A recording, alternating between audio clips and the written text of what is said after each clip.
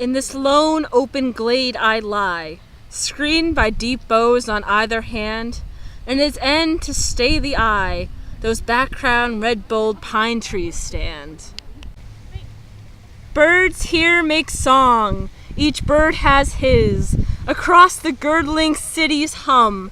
How green under the bough it is, how thick the tremulous sheep cries come. Sometimes a child will cross the glade to take his nurse his broken toy. Sometimes a thrush flit overhead, deep in her unknown days deploy.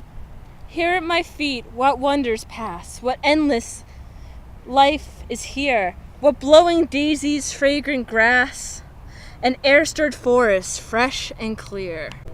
Scarce fresher is the mountain sod, where the tired angler lies, stretched out and eased of basket and of rod, counts his day spoiled, the spotted trout. In a huge world which roars hard by, be others happy if they can, but in my helpless cradle I was breathed on by the royal Pan. I on men's impious uproar hurled, think often as I hear them rave, the peace has left the upper world, and now lies only in the grave.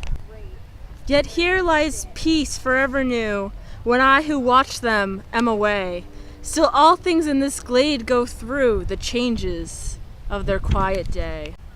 Then to their happy rest they pass, the flowers upclose, the birds are fed, the night comes down upon the grass, the child sleeps warmly in his bed. Calm soul of all things, make it mine, that there abides a peace of thine, man did not make and cannot mar. The will to neither strive nor cry, the power to feel what others give. Calm me more, nor let me die before I have begun to live.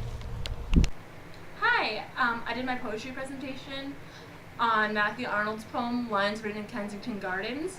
It's about the contrast he realized between these gardens he lived by in the Victorian age, contrasted with the roaring city around it that he worked in, and how even though this was a natural environment, it was right by the city, so it was kind of like a fake natural environment, kind of like you would imagine the Boston Commons, how it's sectioned off, but it's still surrounded by cities, so you can't really get into the natural atmosphere. The first half of the poem describes the gardens, the second half describes the city outside, and how you can't really get peace in this area, and the last stanza is a bit of a plea for peace outside of the grave.